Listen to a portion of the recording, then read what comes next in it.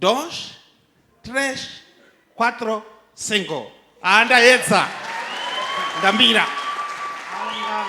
Wakutoma, wachipiri, wachitatu, wachinayi, na wachishanu. Makadi mama. Dialeto ngaziwa kulonga chinyamba kwa. Taurizani. Ini ngadi ziwa kulonga chishona. Sena. Chisena podonga. Mesa mtaureshona. So chisena wasina chizungu. Kana chizungu. Oh. Chirungu. You want me to speak English? English no. No, nada. Nada.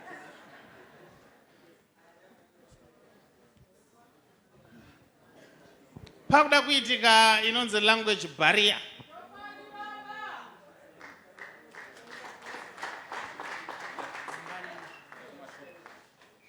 All right. I understand one year.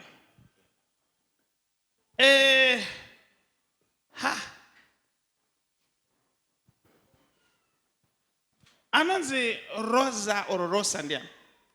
Alongatana profeta alonga chimera wa Rosa o Rose mbani. Wanze ndiyo abo amai. All right, you are my Ndine pano. Ndime Rosa. Ndine pano chimera Rosa. Rosa. Sim.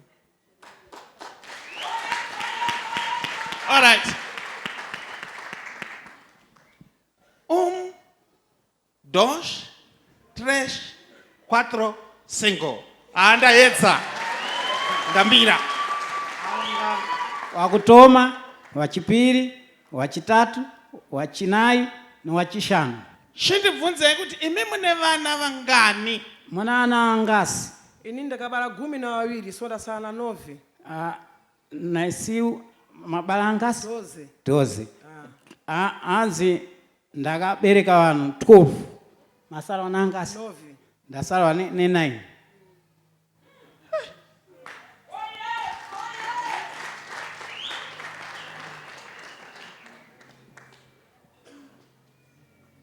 Ananzi Isabel ndiani?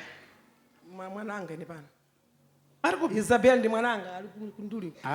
Anzi ari kumashuro. Isabel.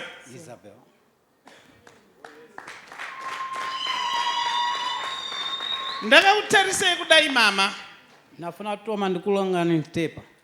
Ndiri kuoneswa imimi mine dambudziko reurwere. Ndikulanganiswa kuti imwe muna Vision prophet ismesh. Asi urwere uyu huriko kunyama dzenyu dzakavanzika idzi. Amen. Wacho uri manungo mwana mulemu. Ndi momene meshi. Nekuti ndiri kuoneswa ini paine zvamuri kubuda discharge.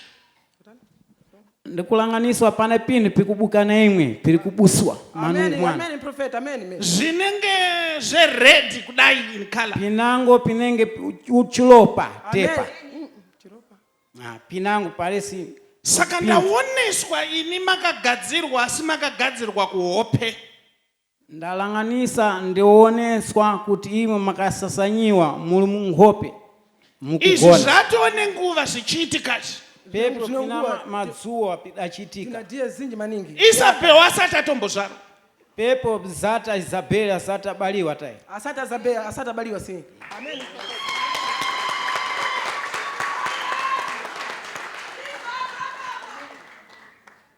Now, ndoda kuti Mwari akuitirei zvakanaka.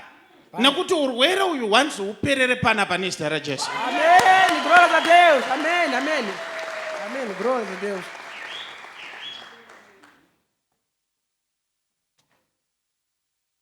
Anonzi Stella ndiye. Stella.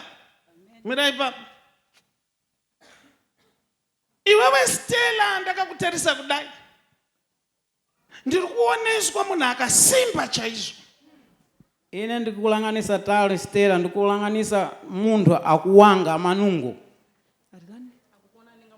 Mudamona wanga manungo anu. Andiziwanga pastori.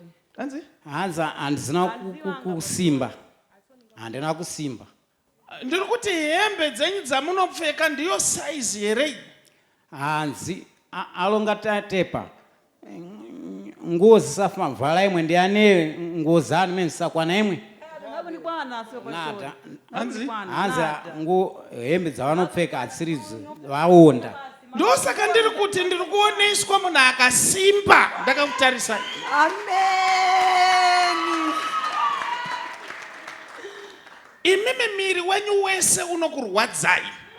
Hanzi manungano ansena Amen, amen. asafika. Kubva pachipfuva mudumbu muri murwere. Ameni. Ameni. Jesus.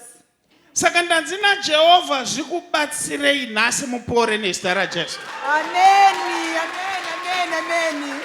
Batai mudumbu menyu. Musacheme zvenyu mama, batai mudumbu. Patani mimba mwana.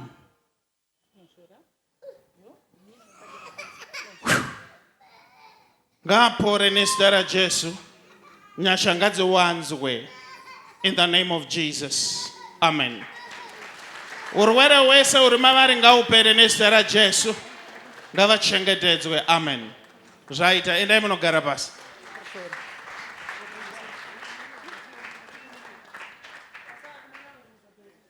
Endai munogara pasi zvenyu zvaita. Uyabva.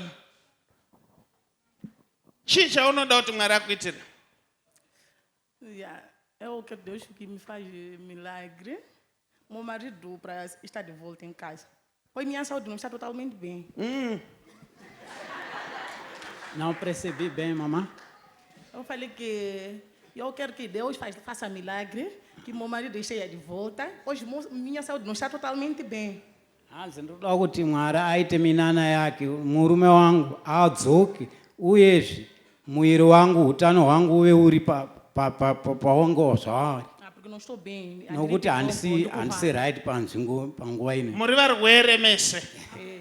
Regai tingokubatsirai zvinake. Obrigada. Zvino murida kuti murume adzoke rini? Quando que Kemana quer que esse homem volta? Como ainda estou cá hoje, amanhã ou depois da manhã. Hanzi ndiri muno nhasi namangwana kuswera kwamangwana ndokwandichaenda. Muri kugara here nemurume wenyu? Nada. Muri kuda kuti murume adzoke kwamuri rini? Quando que você quer que esse marido voltare? Depois da manhã. Kuswera mangwana. Moenda munobika sadza nerake. Amém. Vai cozinhar com conta dela. Glória a Deus.